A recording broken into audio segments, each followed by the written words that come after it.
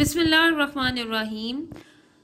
अस्सलाम वालेकुम students, welcome to your first HOD class of class 10th। और अब आपका इंग्लिश का पीरियड स्टार्ट हो रहा है। जी स्टूडेंट्स, ये आपकी इंग्लिश की किताब है। यकीनन आप अब तक ये किताब ले चुके होंगे। आज हम इसके लेसन नंबर 1 यूनिट नंबर 1 की रीडिंग स्टार्ट करेंगे। जी स्टूडेंट्स, ये आपका यूनिट नंबर 1 है, हजरत मोहम्मद सल्लल्लाहु अलैहि वसल्लम एन एम्बॉडीमेंट ऑफ जस्टिस। हजरत मोहम्मद सल्लल्लाहु अलैहि वसल्लम मुजस्मे अदलो इंसाफ, एम्बॉडीमेंट ऑफ जस्टिस। हजरत मोहम्मद सल्लल्लाहु अलैहि वसल्लम life is a perfect model and example for the people who want to attain goodness, piety and success in their individual as well as social life. People can seek light from the message and guidance from his life to achieve perfection in the moral, spiritual and social areas of life. He has set very high and noble ideals through his practical example for all mankind to follow in every field of life. आपके लिए translation कर रही हूँ, आप सुन लीजिए। हजरत मोहम्मद सल्लल्लाहु अलैहि वसल्लम life is a perfect model and example for the people who want to attain goodness, piety and success in their individual as well as social life. हजरत मोहम्मद सल्लल्लाहु अलैहि वसल्लम की जिंदगी, हजरत मोहम्मद सल्लल्लाहु अलैहि वसल्लम की जिंदगी उन लोगों के लिए कामिल मॉडल, परफेक्ट मॉडल आप कह सकते हैं, कामिल मॉडल या नमूना एंड एग्जाम्पल और मिसाल है, जो अपनी इंडिविजुअल, इनफरादी और सोशल, समाजी जिंदगी में अच्छाई, गुडनेस अच्छाई, पाइटी तकवा और सक्सेस कहेंगे आप कामयाबी को, कामयाबी हासिल करना चाहते हैं, अटेन हासिल करना चाहते हैं। हजरत मोहम्मद सल्लल्लाहु अलैहि वसल्लम की जिंदगी उन लोगों के लिए कामिल मॉडल और मिसाल है जो अपनी इनफरादी और समाजी जिंदगी में अच्छाई तकवा और कामयाबी हासिल करना चाहते हैं। People can seek light from the message and guidance from his life to achieve perfection in the moral, spiritual and social areas of life. People can seek light. लोग तलाश कर सकते हैं रोशनी, ढूंढ सकते हैं रोशनी from the message and guidance, उस पैगाम और रहनुमाई के जरिए from his life, जो उनकी जिंदगी से, to achieve perfection, हासिल करने के लिए। परफेक्शन आप कह सकते हैं कि आप हर शोबे में जब आप बहुत ज़्यादा मुकम्मल होते हैं और आप हर काम को बहुत अच्छा कर सकते हैं। In the moral, spiritual and social areas of life, इखलाकी, रूहानी और समाजी हिस्सों में, जिंदगी के मुख्तलिफ हिस्सों में। अब अगर इसका रवा हम ट्रांसलेशन करें तो लोग जिंदगी को इखलाकी, रूहानी और समाजी तौर पर मिसाली बनाने के लिए और बनाने के लिए उनकी जिंदगी के पैगाम को, यानी हुजूर सल्लल्लाहु अलैहि वसल्लम की जिंदगी के पैगाम और रहनुमाई से रोशनी हासिल कर सकते हैं। लोग जिंदगी को, यानी अपनी जिंदगियों को इखलाकी, रूहानी और समाजी तौर पर मिसाली बनाने के लिए हुजूर सल्लल्लाहु अलैहि वसल्लम की जिंदगी के पैगाम और रहनुमाई से रोशनी हासिल कर सकते हैं। He has set very high and noble ideals through his practical example for all mankind to follow in every field of life. उन्होंने अपनी अमली मिसाल से, अपनी जिंदगी की अमली मिसाल से has set a very high and noble ideals, बहुत ही बुलंद और अजीम उन्होंने आइडियल्स या मिसालें दे दी हैं टू फॉलो, कि उनकी पैरवी की जाए इन एवरी फील्ड ऑफ लाइफ, जिंदगी के हर शोबे में, जिंदगी के हर शोबे में उनकी जिंदगी की अमली मिसाल से हमें बहुत ऊंची, बहुत बुलंद और अजीम आइडियल्स और रहनुमाई मिलती है कि जिससे हम अपनी जिंदगी को मिसाली बना सकते हैं। तो दोबारा देख लीजिए, उन्होंने अपनी जिंदगी की अमली मिसाल से जिंदगी के हर शोबे में इंसानों की तकलीद या उसको आप कहना चाहिए कि फॉलो करना, कि आप उसकी तकलीद करते हैं, उसके लिए आपने बुलंद और अजीम रहनुमाई या आला मकासद दे दिए हैं, जिनको देखकर हम भी उसी तरह के काम कर सकते हैं। Hazrat Muhammad sallallahu alaihi wasallam practically proved that no one could be more just and equitable than the Rasul of Allah Almighty. As a young trader, he earned the good reputation of being an honest, fair, and just businessman. He always had fair and just dealings with all people. When the Kaaba was being constructed, there arose a dispute among the people regarding the black stone. He devised the most equitable plan for the setting of the black stone. This pleased everyone and saved them from a tribal conflict. Hazrat Muhammad sallallahu alaihi wasallam practically proved that no one could be more just and equitable than the Rasul of Allah Almighty. हज़रत मोहम्मद सल्लल्लाहु अलैहि वसल्लम ने अमली तौर पर साबित किया, प्रैक्टिकली प्रूव्ड, अमली तौर पर साबित किया कि अल्लाह के रसूल से ज्यादा कोई बड़ा इंसाफ पसंद और मसावात की बजाय आप इसको मसावात का कोई और हामी ना था। दोबारा देख लीजिए, हजरत मोहम्मद सल्लल्लाहु अलैहि वसल्लम ने अमली तौर पर साबित किया कि अल्लाह के रसूल से बड़ा कोई भी इंसाफ पसंद और मसावात का हामी ना था। एज ए यंग ट्रेडर, एक नौजवान ताजर की हैसियत से, ताजर, ही अर्न द गुड रेपुटेशन, उन्होंने बहुत अच्छी शोहरत हासिल की, of being an honest fair and just businessman, कि वो एक बहुत ईमानदार, फेयर एंड जस्ट, इंसाफ पसंद है, बहुत ही ज्यादा इंसाफ पसंद है, फेयर है मतलब किसी किस्म का भी वो धोखा नहीं देते, जस्ट का मतलब इंसाफ पसंद है, बिजनेसमैन ताजर है, ठीक है। ही always had fair and just dealings with all people, उनकी हमेशा या आपने हमेशा लोगों के साथ बहुत ही ज्यादा अच्छा और बहुत ही ज्यादा इंसाफ पसंदाना बर्ताव किया लोगों के साथ हमेशा। When the Kaaba was being constructed, जब काबा की तामीर हो रही थी, there arose a dispute, वहां एक झगड़ा उठ खड़ा हुआ, among the people, लोगों के दरमियान, regarding the black stone, हजरे Aswad के हवाले से, black stone हजरे Aswad. He devised the most equitable plan for the setting of the black stone, उन्होंने मशवरा दिया एक बहुत ही ज्यादा मुसावियाना जो मंसूबा था उसका कि ब्लैक स्टोन को, हजरे अस्वद को किस तरह से लगाया जाए। एक ऐसा मशवरा दिया कि जो मसावात पर मबनी था, जिसमें सब लोगों के हकूक का ख्याल था, जिससे सब खुश भी हो गए। दिस प्लीज्ड एवरीवन, इस बात ने या इस मशवरे ने सबको खुश कर दिया। And save them from a tribal conflict, और बचा लिया एक बहुत बड़ी कबायली कशमकश से। कॉन्फ्लिक्ट कशमकश होती है, ट्राइबल कबायली है, तो कबायली कशमकश क्या है कि फिर ये कबीलों के आपस में झगड़े पैदा हो जाने का डर था। तो आपकी बड़ी ही अच्छी हिकमत अमली ने बचा लिया किसी भी बड़े नुकसान से, किसी भी बड़ी लड़ाई से, किसी भी बड़े झगड़े से। तो स्टूडेंट्स, यहाँ तक आपके ये जो 2 पॉइंट्स हैं, इनकी आपकी आज डे 6 की रीडिंग बस सिर्फ यहाँ तक है। आपने इनको बार बार रीड करना है, यहाँ से सुनना है, ताकि आपको रीडिंग करनी आ जाए। अब मैं इससे रेलेवेंट आपको कुछ क्वेश्चन आंसर्स करवाती हूँ।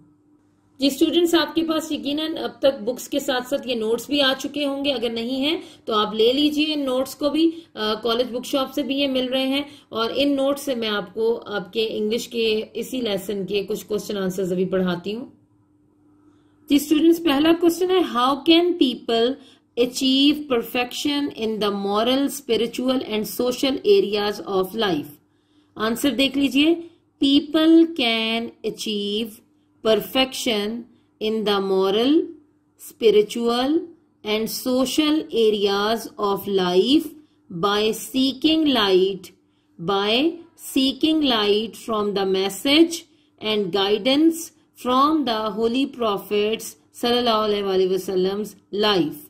तो ये अभी हमने जिन पैराग्राफ्स की रीडिंग की थी ये उन्हीं से रिलेवेंट क्वेश्चंस हैं, तो आप इसको आज अच्छी तरह से पढ़ लीजिए। और स्टूडेंट्स ये याद रखिएगा कि जो क्वेश्चन आंसर्स आपको जिस दिन पढ़ाए जाएं वो उसी दिन आप अपनी इंग्लिश की नीट नोटबुक्स पर नोट कीजिए और उनको जुबानी याद कर लें। आप यहां से देखकर भी नोट कर सकते हैं। तो आज मैं आपको ये पहले 3 क्वेश्चन पढ़ाऊंगी और इन्हीं के आंसर्स आपने आज के दिन में अपनी डे 6 पर रीडिंग के साथ साथ अपनी इंग्लिश की नोटबुक्स पर आपने इनको नोट कर लेना है और इनको आज ही आपने जुबानी याद कर लेना है। नेक्स्ट क्वेश्चन देखिए, how did the holy prophet सल्लल्लाहु अलैहि वसल्लम set high and noble ideals for all mankind? The holy prophet सल्लल्लाहु अलैहि वसल्लम set noble ideals through his practical example for all mankind to follow in every field of life.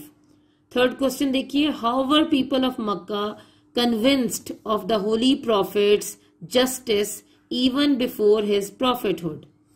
The people of Makkah were convinced of the holy prophet's sallallahu alaihi wasallam justice when he settled the issue of fixing the black stone in the wall of Kaaba.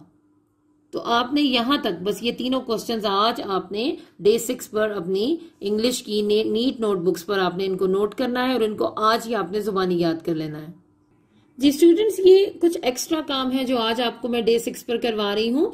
आपके notes के and पर ये दिए हुए हैं prepositional verbs, और हम आपको ये इसलिए अभी से करवाना शुरू कर रहे हैं कि जब आप वापस आएंगे तो आपको पूरा पैटर्न हर चीज बताई जाएगी, क्लासेस में भी ये चीजें करवाई जाएंगी। ये आपके सिलेबस का हिस्सा है, तो मैं आपको ये पढ़ाती हूँ और आप देख लीजिए। मैं पहले 5 आज के दिन में आपको टारगेट दे रही हूँ कि डे 6 पर आपने ये 6 ही अपनी इंग्लिश की नीट नोटबुक्स पर नोट करने, इनके मीनिंग्स भी और आगे इनके सेंटेंसेस भी, तो आपको ये याद हो जाने चाहिए। पहला है अबाइड बाय। अबाइड बाय पाबंदी करना, इसका मतलब है we must abide by the law. We must abide by the law. अगला है एब्सेंट फ्रॉम, गैर हाजिर होना।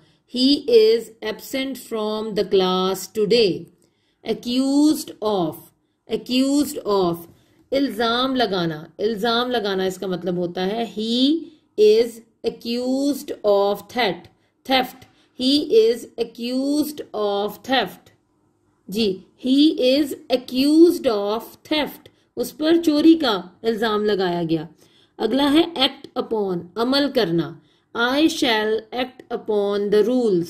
I shall act upon the rules. और लास्ट होगा आज के दिन का agree with, मुत्तफिक होना। I agree with you. I agree with you. तो ये बहुत ही आसान से हैं। आपने ये 5 आज के दिन में अपनी नीट नोटबुक्स पर नोट करने हैं और इनको आपने आज ही जुबानी याद कर लेना है। अस्सलाम वालेकुम स्टूडेंट्स, मैं आपको आपकी पहली HOD क्लास में वेलकम कहती हूँ।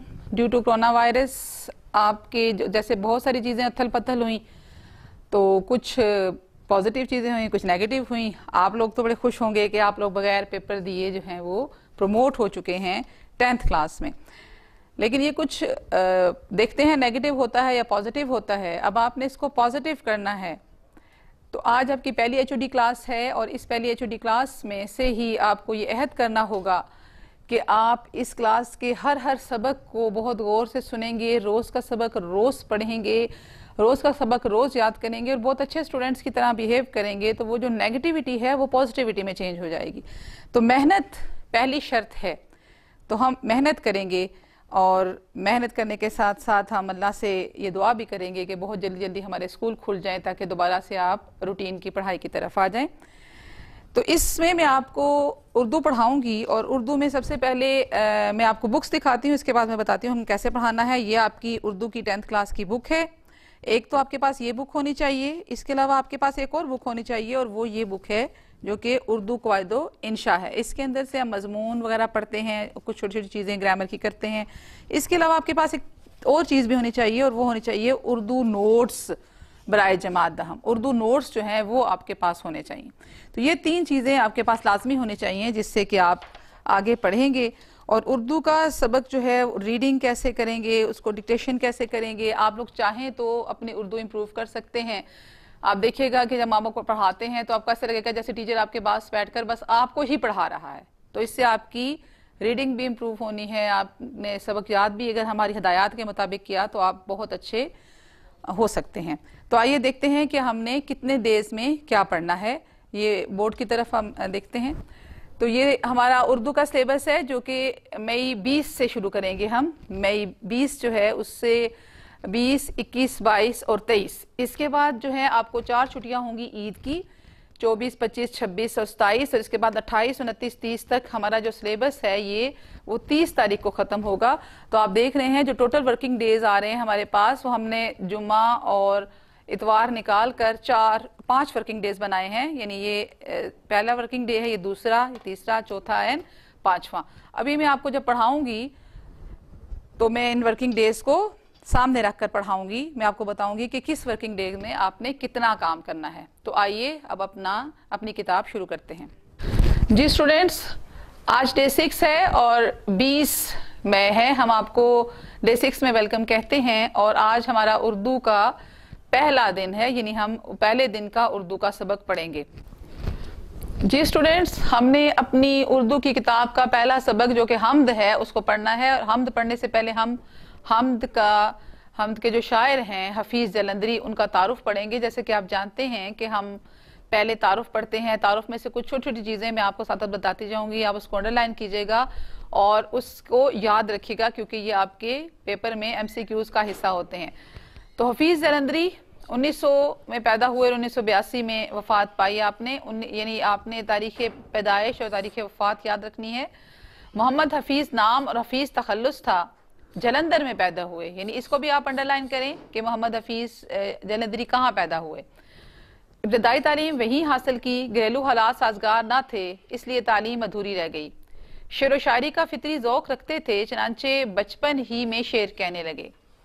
मौलाना गुलाम कादिर ग्रामी की शागिर्दी इख्तियार की, मुख्तलिफ अदबी रसाइल में लिखते रहे, मुशायरों ने इन्हें शोहरत दी, मुख्तलिफ सरकारी महकमों से वाबस्ता रहे। 1947 में पाकिस्तान चले आए, 1982 में लाहौर में फोत हुए। यानी आपने डेट ऑफ बर्थ भी और डेट ऑफ डेथ भी और इसके बाद जो आपकी प्लेस ऑफ डेथ है यानी कहाँ फोत हुए वो भी याद रखना है, इसको भी अंडरलाइन कर लें। उनका मज़ार इकबाल पार्क में मीनार पाकिस्तान के करीब वाक़या है। अब जो अहम चीज़ है जो आगे आपकी काम आएगी, जो आपने लिखनी भी होगी आप अपनी तशरीह में, वो उनके कलाम की नुमायां खुसूसियात हैं। यानी नाम और तारीख़ पैदाइश और जाए पैदाइश और तालीम के बाद हम उनकी ये जो शायरी की खुसूसियात हैं वो लिखते हैं। तो क्या है, ज़बान की सफाई और सादगी, सोजो गुदाज और मौसीकियत उनके कलाम की नुमायां खूबियाँ हैं। पाकिस्तान का कौमी तराना इनकी एक बाइस फ़ख्र तख्लीक है। उन्होंने दीगर बहुत सी कौमी नज़में भी लिखी। हफीज जलंधरी एक कादरुल कलाम शायर थे। यानी उन्हें कादरुल कलाम शायर का मतलब होता है जिसको अपने कलाम पर कुदरत हासिल हो, वो बहुत ही आला पाए के शायर थे। उन्होंने मुख्तलिफ असनाफ सुखन, मसनवी, गीत, गज़ल और नज़म वगैरह में तबा आजमाई की। इसके अलावा हम आगे बढ़ते हैं कि उनकी अहम काबिल कदर तख्लीक कौन सी, इसका भी सवाल बनाया जा सकता है क्योंकि ये बहुत इंपॉर्टेंट है। शाहनामा इस्लाम उनकी एक काबिल कदर तख्लीक है। यानी हफीज जलंधरी की काबिल कदर तख्लीक कौन सी है? शाहनामा इस्लाम। ये उर्दू की कौमी मिली रज़मिया शायरी में उम्दा इजाफा है। उनकी चंद तसानीफ ये हैं: तलखाबा शीरी, सोजो साज, हफीज के गीत, हफीज की नज़में और च्यूंटी नामा। यहाँ तक ये तो है हमारा तारुफ जो कि मैंने आपको एक नज़र पढ़ के सुना दिया। अभी हम पहले हमद पढ़ते हैं। जी स्टूडेंट, हम हमद शुरू करते हैं। जैसा कि आप जानते हैं कि हमद किसे कहते हैं, वो नज़म जिसमें अल्लाह ताला की तारीफ बयान की जाए उसे हमद कहते हैं। तो अल्लाह ताला की तारीफ बयान की इन्होंने हफीज जलंधरी ने। तो देखते हैं हफीज जलंधरी क्या कहते हैं। उसी ने एक हरफे कुन से पैदा कर दिया आलम, कशाकश की सदाए हाउ हू से भर दिया आलम। निज़ामे आसमानी है उसी की हुक्मरानी से, बहारे जावदानी है उसी की बागबानी से। जमी पर जलवा आरा है मज़ाहिर उसकी कुदरत के, बिछाए हैं उसी दाता ने दस्तरखान नेमत के। इसको ख्वान कभी भी मत पढ़िएगा, जब भी खे के बाद वाव और वाव के फौरन बाद अलिफ आता है तो वाव जो है वो साइलेंट हो जाता है, खान पढ़ना है। इतना इतना लंबा भी करके खान नहीं पढ़ना।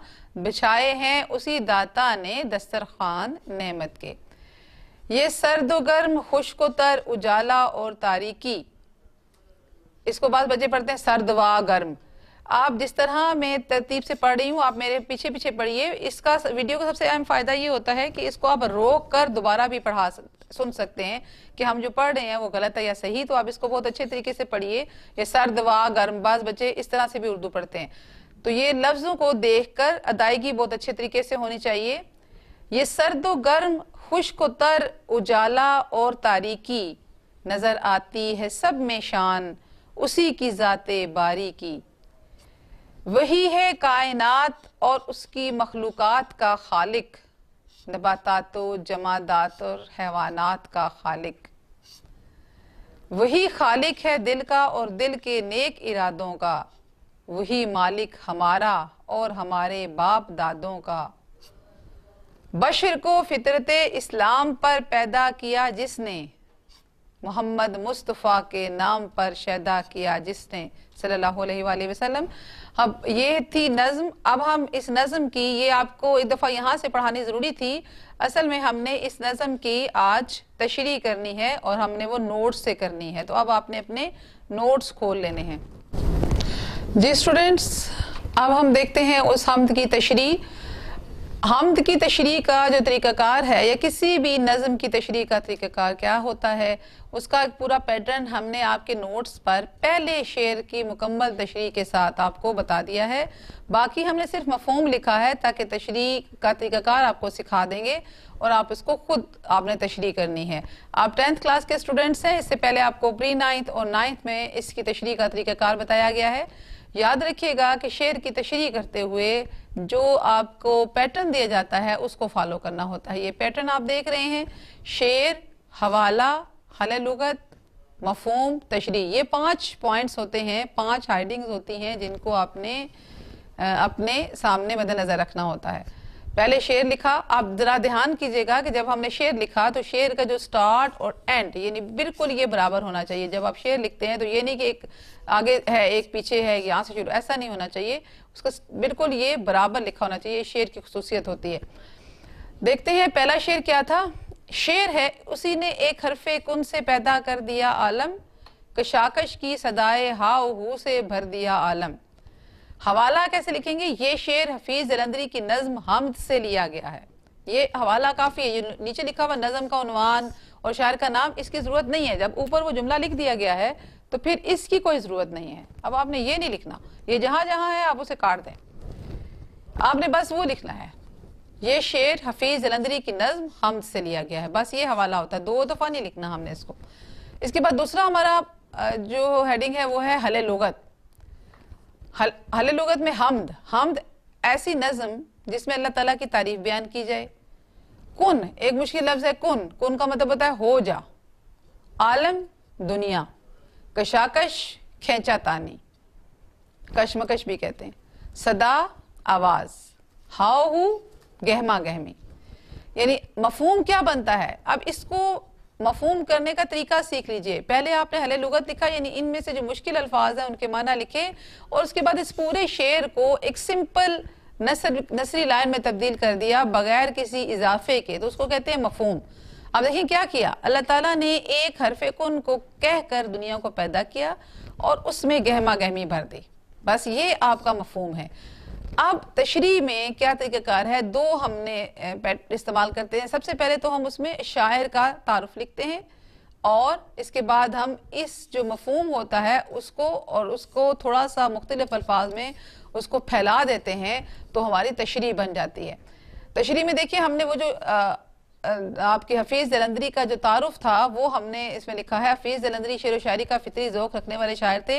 इसमें आप एक इजाफा कर सकते हैं। हफीज जलंधरी 1900 में को जलंधर में पैदा हुए और आपका नाम असल नाम हफीज और तखल्लुस भी हफीज ही था। ठीक है, ये आप एक कर सकते हैं इजाफा। इसीलिए बचपन में ही शेर कहने शुरू कर दिए थे, देते थे नहीं, दिए थे। उनकी तसानीफ में शाहनामा इस्लाम, तरखाब शीरी, सोजो सास, हफीज गीत, हफीज की नज़में और चिउंटीनामा शामिल है। ज़बान की सफाई और सादगी, सोजो गुदाज और मौसीकियत इनके कलाम की नुमायां खूबियाँ हैं। पाकिस्तान का कौमी तराना इनकी एक बाइस फ़ख्र तख्लीक है और शाहनामा इस्लाम इनकी एक काबिल कदर तख्लीक है। ये उर्दू की कौमी, मिली और इज़्मिया शायरी में उम्दा इजाफा है। ठीक है, बस इतना है। और ये ऊपर जो आपने लिख दिया है तसानीफ, वो दोबारा आप नहीं लिखनी, ये 2 दफ़ा लिखी गई है, ये भी 2 दफ़ा लिखा गया है। ये जो 2 दफ़ा ऊपर से नीचे ये जो प्रिंट हुआ है, ये 2 दफ़ा हुआ है, यहाँ तक बस आपने करना है, आगे ये काट दें। अब आगे देखें आप कि आपने उस मफहूम को जो आपने पढ़ा था उसको आपने कैसे फैलाया। हमने एक दफ़ा फैलाया कि उसने ये दुनिया हमारे लिए, यानी उसने से नहीं शुरू करना, अल्लाह ने ये दुनिया हमारे लिए बनाई है। उसने तो तब करेंगे जब अगला जुमला लिखेंगे। अल्लाह ने ये दुनिया हमारे लिए बनाई है और उसने ये दुनिया लफ्ज़ कुन कहकर बनाई है। अल्लाह ताला ने हज़रत आदम को पैदा किया, फिर इसमें दुनिया में रौनक बख्शने के लिए बेशुमार चीज़ें पैदा की। अल्लाह ताला ने ये सब चीज़ें इंसानों के लिए पैदा की हैं। ठीक है, और आज दुनिया में हर तरफ गहमा गहमी है और रौनक है। इसमें बहुत सारी टाइपिंग मिस्टेक्स हैं, मैं साथ साथ काट रही हूँ, आप भी इसको इसी तरीके से काटते चले जाइए।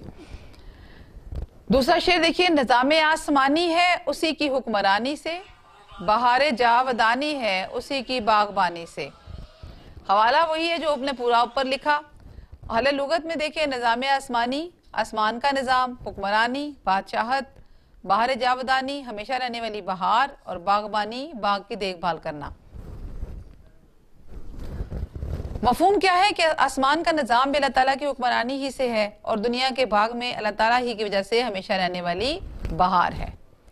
अब तशरीह देखें, आपको तशरीह का एक कुलिया समझाया गया है, इसके तहत आपने बाकी तशरीह खुद करनी है। करना क्या है, शायर का तारुफ लिखना है, जो ऊपर लिखा हुआ था वही लिखना है। यहाँ पे मफहूम ये ऐसा ही है और इसको थोड़ी सी तब्दीली के साथ उसका फैलाव कर देना है। यानी इस दुनिया का निज़ाम, यानी आसमान का, अल्लाह ताला ने जो ज़मीन और आसमान बना दिए, आसमान का निज़ाम पे भी अल्लाह ताला की हुक्मरानी है और दुनिया में ये जो हमें हर तरफ चहल पहल, रौनक और बहार नज़र आ रही है, ये भी अल्लाह ताला ही की वजह से है। यानी अल्लाह ताला ही वो हस्ती है जिसने इस दुनिया को बहार बख्शी, जो इस दुनिया में हर तरफ जो फूल खिलते हैं, जो दरख्त पौधे लगते हैं, जो इंसान हैं हमेशा रहने वाले, इन सब को बहार से तशबीह दी है, यानी चहल पहल है। तो इस सब चहल पहल जो है वो अल्लाह ही की वजह से है। तो बस आप इतना सा 2-3 जुमले और लिखेंगे तो आपकी ये तशरीह मुकम्मल हो जाएगी। इसी तरह अगला शेर देखिए, ज़मीन पर जलवा आ रहा है मज़ाहिर उसकी कुदरत के, बिछाए हैं उसी दाता ने दस्तरखान नेमत के। हवाला वैसा ही लिखना है जैसा मैंने आपको बताया था, नीचे से ये वाला काट दें। और अब हम हले लुगत देखते हैं। हले लुगत में क्या है, हले लुगत देखें, हले लुगत में जलवा आ रहा, जलवा दिखाना, मज़ाहिर सामने की चीज, दस्तरखान खाना खाने का कपड़ा, नेमत इनाम। मफहूम है कि हमें हर तरफ अल्लाह ताला की कुदरत के जलवे नजर आते हैं, उसी ने हमारे खाने के लिए बेशुमार नेमतें पैदा की हैं। शायर का तारफ, मफहूम, मफहूम का फैलाव, वही तरीकाकार जो मैंने आपको पीछे समझाया है, उस तरतीब से आपने इसकी तशरीह करनी है। अगला शेर देखें, ये सर्दो गर्म, खुश्क तर, उजाला और तारीकी, नजर आती है सब में शान उसी की जाते बारीकी। हवाला लिखेंगे इसी तरह। हले लुगत में कौन सा है, सर्दो गर्म, ठंडा और गर्म, तर गीला, उजाला रोशनी, तारीकी अंधेरा, जाते बारी अल्लाह ताला की जात। मफहूम है हर तरह के मौसमों में अल्लाह ताला की जात की शान नजर आती है। तशरीह में शायर का तारुफ लिखे, मफहूम लिखे कि अल्लाह ताला ने दुनिया में हर तरह के मौसम पैदा किए हैं। कभी सर्दी आ जाती है तो कभी गर्मी, कभी बारिश हो जाती है तो कभी खुश्की हो जाती है, कभी रात आती है और फिर दिन आ जाता है। तो इस तरह के सूरज के आने जाने में, चांद के आने जाने में और इसी तरह बाकी तमाम मौसमों में, बहार, खज़ां, सर्दी और गर्मी में हमें अल्लाह ताला ही की ज़ात की शान नज़र आती है। तो ये कितना आसान है, आप इसको खुद से भी लिख सकते हैं। और इसके बाद हमारा ये यहाँ तक जो है ये आज के दिन का काम मुकम्मल होता है। आपने कम से कम बेटा 1 घंटा जो है, 1-1.5 घंटा आपने अपनी उर्दू को ज़रूर देना है ताकि आप इसको याद कर सकें। इसको आपने शायर तशरीह आपने चूँकि खुद लिखनी है, तो यहाँ जितना काम मैंने आपको बताया है इतना काम अपनी आप नोटबुक पर लिखें और उसको याद करें। नोटबुक बहुत ज़रूरी है जो आपने बनानी है और उसको लिखना है। बिस्मिल्लाहिर्रहमानिर्रहीम। माय डियर स्टूडेंट्स, अस्सलाम वालेकुम। Welcome to new 10th class. मैं आपको अपनी नई क्लास में खुशामदीद कहता हूँ। बेटा, आपको जो है कुछ बातें बताना ज़रूरी समझूंगा, क्योंकि आपकी जो पेपर्स थे वो जो है वो मुलतवी हो गए हैं। अब आपकी जो 10th 9th क्लास की जो पेपर हैं वो नहीं होंगे। अब कुछ दिन लगेंगे, क्योंकि फेडरल मिनिस्टर ने तो ऐलान कर दिया है कि पेपर जो है मुलतवी कर दिए, लेकिन जो बोर्ड्स की पॉलिसी हैं, जो बोर्ड के SOPs हैं, उसमें तकरीबन को 1 हफ्ता 10 दिन लगेंगे। वो जो SOPs तैयार करेंगे आपको इंशाल्लाह आगाह करते रहेंगे हम। लेकिन हमने ये सोचा कि आपका वक्त जो है वो बहुत कीमती है, ताकि आपके वक्त को बचाया जाए, आपका वक्त ज़ाया ना हो। तो हमें पता तो है कि 10th क्लास ही शुरू होनी है और 10th का सिलेबस ही आपको पढ़ाना है, तो हम आपकी जो है वो HODs जो क्लासेस हैं वो शुरू कर रहे हैं। उसमें जो है हम आपको जो है वो ऑनलाइन क्लासेस जो है वो आपको देंगे, यानी कि आपको पढ़ाया जाएगा और फिर आपको जो है हम यूज़र नेम और पासवर्ड देंगे, जिसके ज़रिए आप हमारी वेबसाइट पे ये जो लेक्चर्स हैं वो वहाँ से जो है देख सकते हैं। उसमें ये आपकी मर्ज़ी होगी कि आप जिस टाइम फारिग हों आप उस टाइम उस लेक्चर को सुने और बार बार सुने। अगर आपको कोई चीज़ की समझ नहीं आई तो उसको आप बार बार सुने, और ताकि आपको समझ आ जाए। अगर फिर भी आपकी कोई मसला हो तो मेरे साथ आप ग्रुप में ऐड हैं, तो आप मुझसे रब्ता कर सकते हैं। तो मैं आपको जो है इंशाल्लाह उसके बारे में जो भी कमी पेशी होगी, वो जिसको समझ नहीं आएगी, वो मैं आगाह कर दूंगा। कोशिश किया करें कि आप फ़ोन से जो है अवॉइड करें, फ़ोन करने से वॉइस मैसेज कर दिया करें, तो वो आसानी से हम जो है उसको सुन के आपको उसका जवाब दे सकते हैं। तो उससे HOD क्लास लेने से पहले कुछ और मजीद बातें हैं जो मैं बता रहा हूँ आपको। उसमें आप लोग बार बार जो है वो टेलीफोन करके पूछते हैं कि भाई अब हमारा क्या होगा, हम क्या करेंगे, पेपर होंगे या नहीं होंगे। बेटा, अभी आपको जो SOPs आएंगे उसके बाद ही बताया जाएगा कि क्या डिसाइड हुआ है। बल्कि ये अब ये बता दूं कि 9th के पेपर नहीं होने, अब होने 10th के हैं, अगले साल होंगे। तो अगले साल में तो ज़ाहिर बात है पूरे 12 महीने पड़े हुए हैं, तो उसमें अगर फ़र्ज़ करो 1 महीना लग जाता है इस बात को डिसाइड होने में, तो कोई परेशानी वाली बात नहीं है। आपको 10th काम शुरू करा रहे हैं। और 10th की HOD क्लासेज जो है वो इंशाल्लाह ईद से पहले एक HOD क्लास आपकी होगी और ईद के बाद 2 और मजीद होंगी।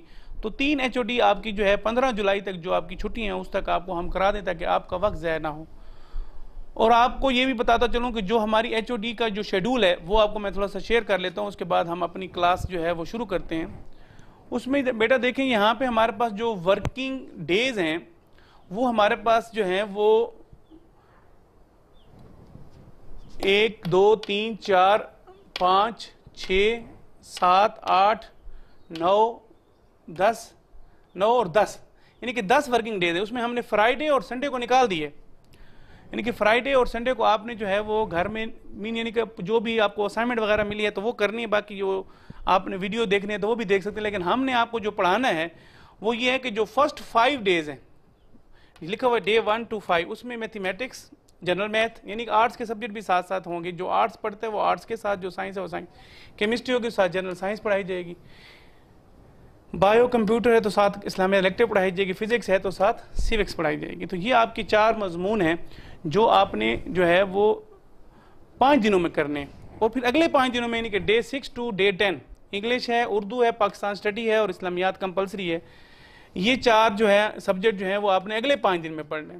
जो पहले 5 दिन हैं उसमें मैं आपको ये बता दूं कि ये हमारा जो शेड्यूल है वो 13 मई से शुरू हो रहा है, 13 मई से शुरू हो रहे हैं। 13, 14, 16, 18 और 19, ये जो 5 दिन हैं ये आपने ये 4 सब्जेक्ट आपने पढ़ने हैं। और जो अगले 5 दिन हैं यानी कि 20 मई से लेकर जो 21, 23, 28, 30, यानी कि ये जो 23 है, ये 28, इनके दरमियान जो 5 दिन हैं जो हमने निकाल दिए वो ईद के हैं, ताकि आप ईद के दिनों में आप ना पढ़ें, रिलैक्स रहें।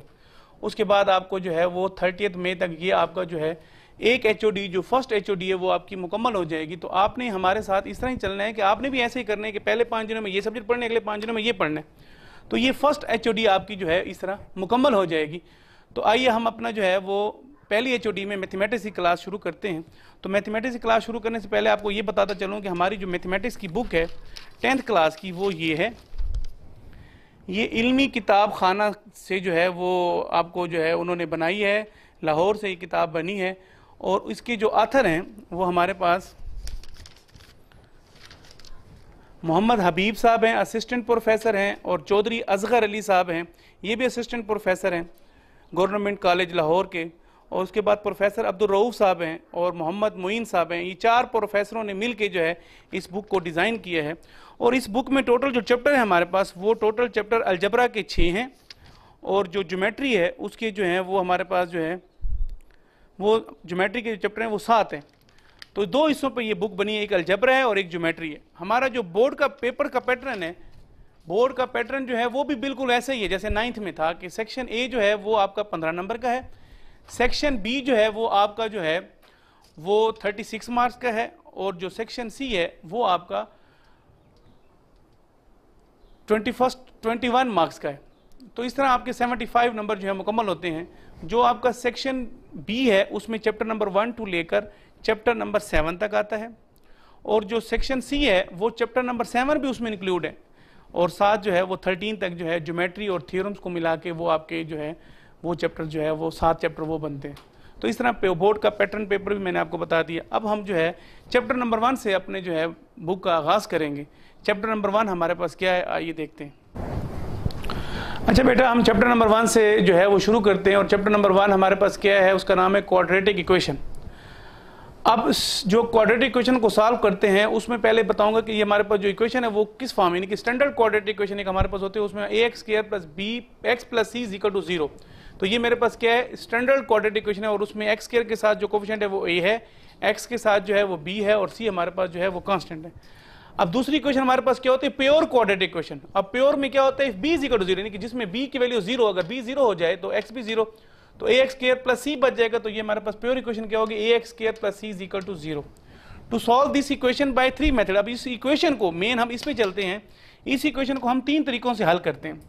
पहला मेथड जो हमारे पास क्या है, फैक्टराइजेशन, जो कि आपने 9th में चैप्टर नंबर 5 में पढ़ चुके हैं। दूसरा मेथड जो है वो कंप्लीटिंग स्क्वायर मेथड है, और तीसरा हमारे पास क्या है, क्वाड्रेटिक इक्वेशन, यानी क्वाड्रेटिक फार्मूला। ये इक्वेशन जो है वो नहीं है, ये क्वाड्रेटिक फार्मूला है, यानी कि क्वाड्रेटिक फार्मूला हमारे पास एक होगा, उसके जरिए जो है हम इस इक्वेशन को क्या करेंगे, सॉल्व करेंगे। तो अब हम जो है ये जो क्वाड्रेटिक इक्वेशन है इसको एक क्वाड्रेटिक इक्वेशन लेते हैं, और उसी इक्वेशन को हम तीनों तरीकों से हल करेंगे, तीनों का जवाब सेम आएगा। तो अगर आप ये तीनों तरीके सीख जाएंगे तो एक्सरसाइज 1.1 और 1.2 आपके लिए बहुत ही आसान हो जाएगी। आप आसानी से दोनों एक्सरसाइज को आसानी से कर सकते हैं। और ये जो आज मैं आपको भी करा रहा हूँ ये डे फर्स्ट का सिलेबस है। तो इसके बाद मैंने आपको बताया ना कि हम डे वाइज आपको पढ़ाएंगे, तो 5 दिन का सिलेबस पढ़ाना है। तो मैं डे वाइज जैसे पढ़ाऊंगा आपने भी उस तरह डे वाइज उस लेक्चर को सुनना है, और उसका जो भी काम आपको दूंगा वो आपने करना है। और इसके लिए हम कोशिश करेंगे कि आपको जो बुक शॉप है उस पर नोट्स अवेलेबल कर देंगे, क्योंकि जहरी बात है हम 10th के नोट्स पहले मैथमेटिक्स के नहीं देते, लेकिन आप जरूरी इसलिए दे रहे हैं क्योंकि जहरी बात है हम आपको कुछ चीज़ें समझाएंगे, कुछ आपको होमवर्क देंगे, तो आपके लिए प्रॉब्लम ना हो। तो बुक शॉप पे आप हर किस्म के notes, English, Urdu, mathematics, physics, chemistry, bio, computer के भी हमने बना लिए, और आपको पाकिस्तान स्टडी और मुताला पाकिस्तान के नोट्स इस शॉप पे जो हमारी बुक शॉप है उस पर अवेलेबल होंगे, तो आप आसानी से वो भी ले सकते हैं और उसके जरिए अपने काम को आगे बढ़ाएं ताकि आप अपने वक्त को ये ज़ाया ना करें। अब हम अगला यही क्वेश्चन जो है ax² + bx + c को = 0, इस इक्वेशन को हम हल करते हैं इन तीनों तरीकों से। एक्सरसाइज 1.1 हम शुरू करेंगे। उसमें 1.1 में एक्सरसाइज का पहला क्वेश्चन है, वो कहते हैं right the following quadratic equation in the standard form and point out pure quadratic equation. अब वो कहते हैं कि इसको स्टैंडर्ड फॉर्म में लिखें और पॉइंट आउट करें कि ये हमारे पास स्टैंडर्ड है या प्योर है। जब हम हल करेंगे तो पता चल जाएगा। देखते हैं क्वेश्चन नंबर 1 हमारे पास है x + 7 इंटू यानी x - 3 = -7। तो यानी कि ये दो हमारे पास जो है प्रोडक्ट हैं। पहले नंबर को इसके साथ पूरे के साथ मल्टीप्लाई करेंगे और प्लस फिर दूसरे नंबर को इस पूरे के साथ, नहीं तो वही किया, x को हमने x - 3 के साथ फिर +7 को x - 3 के साथ = -7। अब x से मल्टीप्लाई होगा x² हो जाएगा, -x 3 से मल्टीप्लाई होगा 3x हो जाएगा, +7x से होगा 7x, +- 3 × 21 = -7। अब इसको हम हल करते हैं, x² हो जाएगा, +7 से -3 निकालें तो +4x और -21, और इस -7 को इधर लें, +7 = 0, x² + 4x 21 से 7 निकालें 14 इज इक्वल टू 0। तो ये हमारे पास जो इक्वेशन बनी है, जो मैंने आपको पहले बताया था कि हमारे पास जो क्वाड्रेटिक इक्वेशन होती है वो इसी फॉर्म में होती है, standard quadratic equation, meaning x square a square plus b x plus c is equal to 0। तो ये उसने पूछा था हमसे कि ये जो अब आप हल करें तो बताएं ये इक्वेशन कौन सी है, स्टैंडर्ड है या प्योर है। तो इसमें ज़ाहिर बात है स्टैंडर्ड है, क्योंकि ये तीनों वेरिएबल इसमें मौजूद हैं, तो ये स्टैंडर्ड क्वाड्रेटिक इक्वेशन है। अब इसी का दूसरा पार्ट देखें। अब दूसरे पार्ट में वो कहता है x square plus 4/3 minus x over 7 is equal to 1। अब हम ज़ाहिर बात है इन दोनों को, ये आपने क्वेश्चन जो है वो 7.1 में चैप्टर नंबर 7 में पढ़ चुके हैं 9th की बुक में, तो इसको सिंप्लीफाई करना है जस्ट। तो ये 7 × 3 यानी कि फ्रैक्शन में है तो एलसीएम निकालेंगे। तो एलसीएम इसका 21 आता है, यानी कि 21 आता है, तो एलसीएम को मल्टीप्लाई कर देंगे हर टर्म के साथ। तो 21 इसके साथ, 21 इसके साथ और 21 इसके साथ। तो ये 7 टाइम 21 हो जाएगा और 7 3 टाइम हो जाएगा और ये 21 मल्टीप्लाई बाय 1 21। तो कटिंग जब हो जाएगी तो 7 × एक्स स्क्वायर प्लस 4, तो 7x स्क्वायर प्लस 7 4 टाइम 28, फिर माइनस 3x हो जाएगा is equal to 21। 7x square minus 3x plus 28, इसको इधर लें तो माइनस 21 इज इक्वल टू 0। तो 7x स्क्वायर माइनस 3x 28 7 निकालें प्लस 7 इज इक्वल टू 0। तो ये इक्वेशन भी हमारे पास कौन सी होगी, स्टैंडर्ड क्वाड्रेटिक इक्वेशन बन जाएगी, ये वाली भी, क्योंकि इसमें a भी है, b भी है और c भी है। जब तीनों वेरिएबल जो हैं वो तीनों जो कांस्टेंट नंबर जो हैं वो मौजूद हों और वेरिएबल एक्स स्क्वायर भी हो, एक्स भी और कांस्टेंट हो, तो वो इक्वेशन कौन सी होती है, स्टैंडर्ड होती है। अच्छा बेटा, अब ये क्वेश्चन नंबर 1 है, उसका 4 पार्ट देखें हम।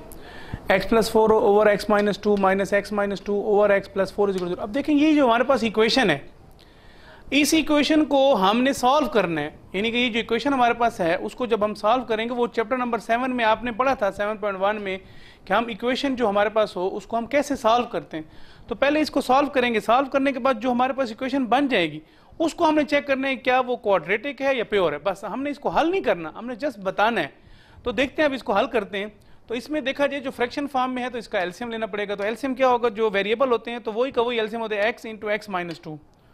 तो अब हमारे पास क्या है, इस सवाल को हमने जब लिखा है तो वही की फॉर्म लिखे, कांस्टेंट को उधर ले गए तो -4 हो गया। अब x -2 और x ये एलसीएम आ जाएंगे, तो इस जो एलसीएम होता है उसको हम इसके साथ और इसके साथ मल्टीप्लाई कर देते हैं। तो एलसीएम क्या है, x into x minus 2 multiplying on both side, दोनों साइड पे करेंगे हर टर्म के साथ। इस टर्म के साथ भी देखो मल्टीप्लाई किया, इस टर्म को लिखा उसको भी मल्टीप्लाई किया, इस टर्म को लिखा उसको भी मल्टीप्लाई किया। अब मल्टीप्लाई किया तो जब देखें जो ऊपर और नीचे सेम नंबर है उसको कैंसिल कर देंगे, x माइनस 2 से कैंसिल, x से खत्म हो जाएगा।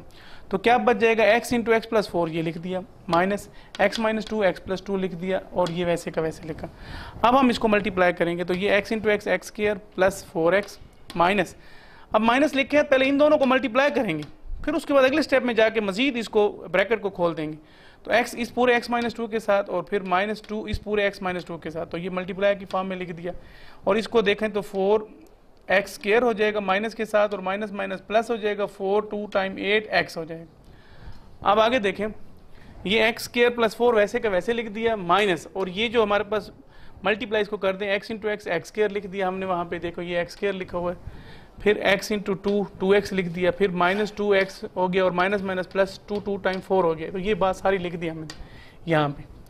अब ये जो हमारे पास टर्म है ये भी वैसे के वैसे लिख दिया हमने, -4x स्क्वायर प्लस 8x। अब 4x square plus 4x minus, अब इसको हल करें तो x स्क्वायर माइनस 4x हो जाएगा और प्लस 4, और ये वैसे का वैसे लिखा है, लेकिन इसको हम इस साइड पे ले आएंगे तो ये प्लस हो जाएगा और ये प्लस है तो ये माइनस हो जाएगा और ये माइनस है तो इधर आके प्लस हो जाएगा। अब फिर मजीद इसको हल करें, क्योंकि जब तक हल होता है हल करते जाएं, एक्स स्क्वायर अपनी जगह पे 4x अपनी जगह, फिर इस ब्रैकेट को खोल दें, -x square minus plus minus minus plus हो जाएगा और प्लस माइनस माइनस हो जाएगा। जब बाहर माइनस हो अंदर की अलामत क्या हो जाती है, चेंज हो जाती है।